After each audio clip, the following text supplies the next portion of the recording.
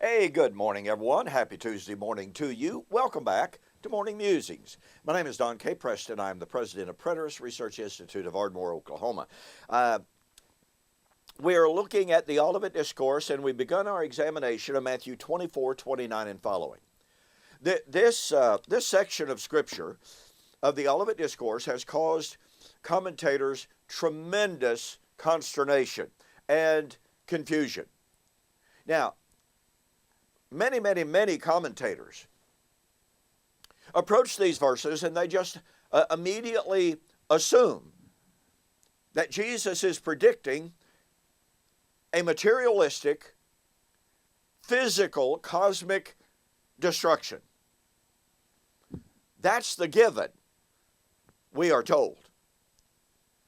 And yet the issue is, as we are going to demonstrate, as you're going to be able to see as we study this section of Scripture, that would have been a violation of the normal Hebraic use of this kind of language. It's Hebraic apocalyptic language and was never intended to be taken literally.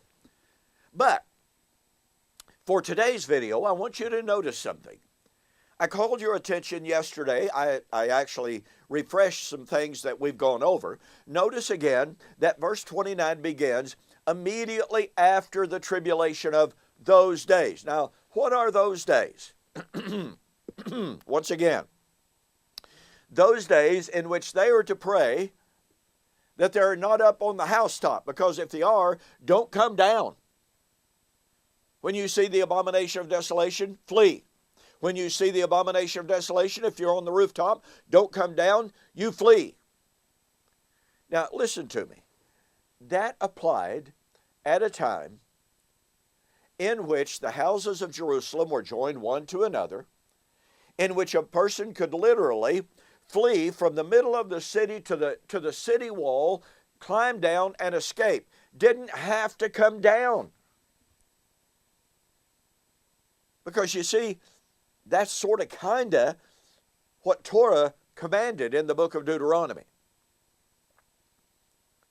They weren't supposed to build walls on the top of their houses that would prevent that type of thing. Now, they were supposed to have protective barriers, if you please, parapets, to prevent somebody falling off, but it didn't prevent flight. So the power of this text is, immediately after the Great Tribulation, the tribulation that would be brought by the abomination of desolation, Israel's sin, immediately after that tribulation. Now, here's something you need to know. There are some scholars, such as Greg Beale, others, such as former preterist Sam Frost, they're now telling us that the Great Tribulation began in AD 70 and has been ongoing ever since. I must say, this is one of the most illogical, unfounded, ill-informed claims that I believe that I have ever heard in my life. To suggest that the world has been experiencing, not as a sporadic event now and then, that was horrific, but to suggest that the Great Tribulation has been ongoing for 2,000 years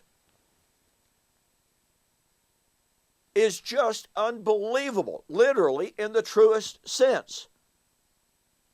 Do you mean to tell me, and you see the Great Tribulation is supposed to be unprecedented, right, in its severity.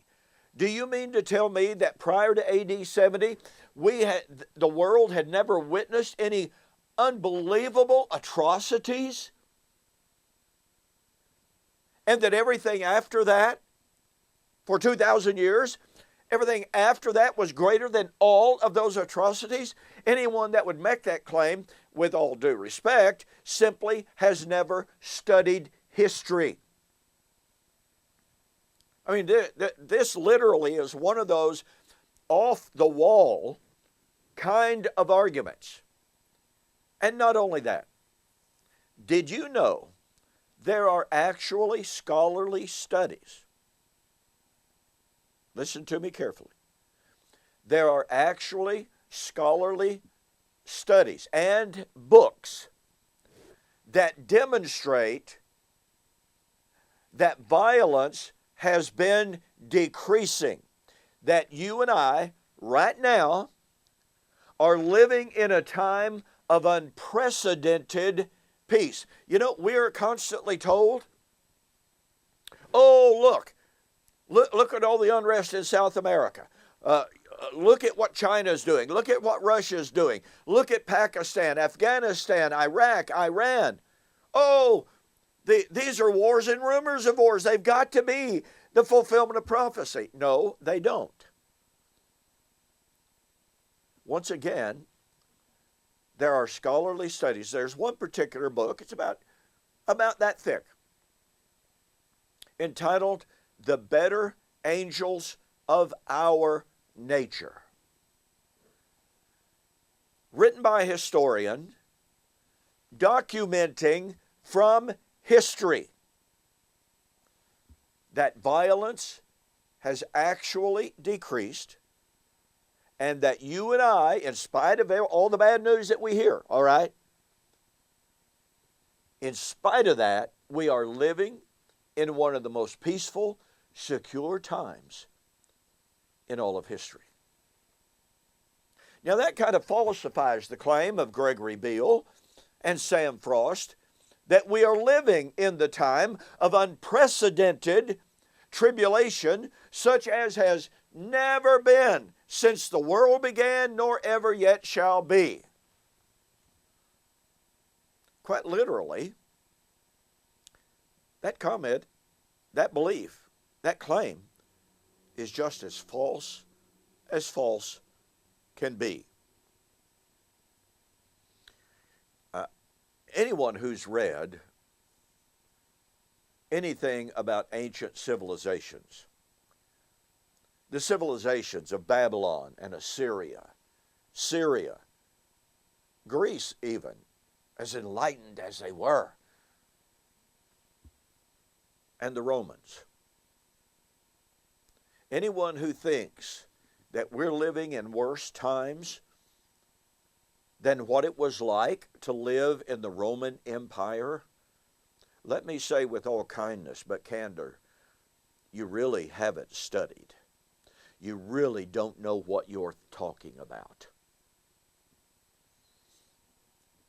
Those first century days were great in some respects because of the Pax Romana, but they were also tremendously violent, tremendously unjust, just incredibly, unbelievably immoral days in which to live.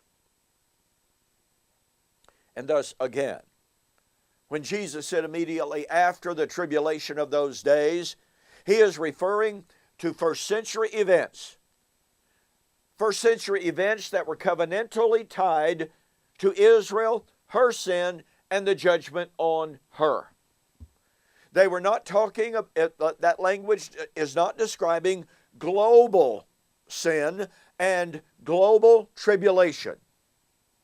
Once we see that, if we see that, then all of a sudden we have to rethink verses 29 and following.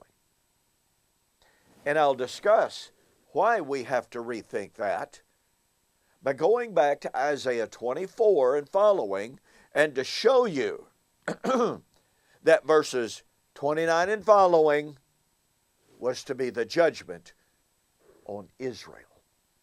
You don't want to miss that. Hey, go to my website, donkpreston.com, BibleProphecy.com. Be sure to look at all the articles there. Be sure to order the November, December 3-book special. Go to the banner right up top. Just click on it, follow right through. Regular price for those 3 books, $61. Until the end of December 2019, for U.S. orders only, total delivered price, $40. All right? Thank you so much for joining me for this morning's Morning Musings. See you on the flip side.